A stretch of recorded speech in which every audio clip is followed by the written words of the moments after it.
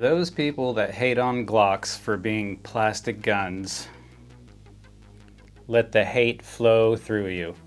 Okay guys, I picked up one of these Glock 44s. I wasn't originally going to do this.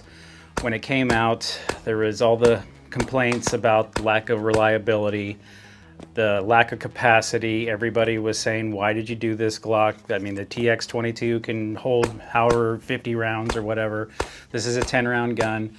People were very upset. And I understood the reasons at the time. As a matter of fact, I left a comment on 22 Plankster's video when this came out that I would not be buying one.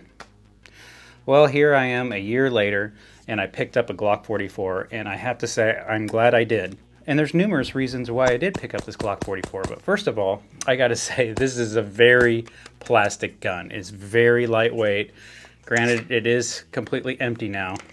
It just feels like a Glock. The slide is polymer on this, but it's got metal in all the right parts. Obviously, the barrel is steel.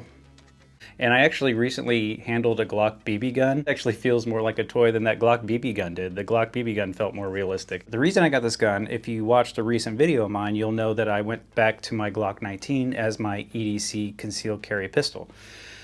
Well, the Glock 44 is an excellent training tool to train with the thickness and the feel and the size of the Glock 19. Now, in years past, it was common practice for people to shoot 22 to be on a budget to train to be proficient for their, everyday carry or concealed carry round, in my case being 9mm.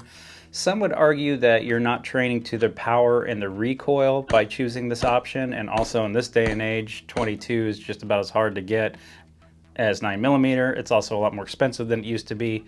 I can see both sides of the argument, as I tend to do.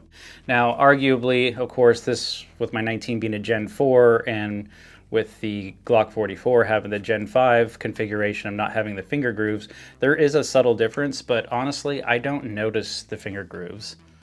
They don't bother me, I don't notice they're there, and I like my Gen 4 Glock 19. I have no issues with the 22. I just picked it up like 2 days ago. Took it down to the range this morning, put 100 rounds through it, flawless. It was standard CCI ammo, not the mini mags, just CCI, and it was absolutely flawless. Now, granted, CCI tends to be the best running 22 long rifle for me that I found. It's the only round that all of my semi-auto 22s will shoot. I do want to take this down with some bulk Federal or American Eagle or something and see if it cycles reliably. If it doesn't, I'll come back and do a video and report. Overall, really fun to shoot. My wife enjoyed shooting it. You can see it close up there, but we're gonna go ahead and do a quick unboxing as if this was brand new, show you what it looks like in the box, take it apart real quick, put it back together so you can see just how similar this is to other Glocks. And we'll just run through that real quick just for those that are interested. Here's the Glock, how it came in its case. It's a standard Glock case. Here we have your lock kit. Here's the Glock 44 itself. Comes with two 10-round magazines. The magazines do have that little plunger assist that comes in a lot of 22-round magazines. Or excuse me, 22 long rifle magazines. Your back straps, the literature is underneath the foam. Inside the lock kit, you can see you have a 22 long rifle barrel brush, the little attachment for patches, and the cleaning rod itself. Here you can see the Glock 44 up close. You can see there's a lot of plastic there. It's a plastic gun. Feels like a toy, but it is not a toy. And to me, I was sold just by holding it. I like the way it feels. So breaking down, the Glock 44 is just like any other Glock. Verify that it's empty, pull the trigger, pull back slightly on the slide,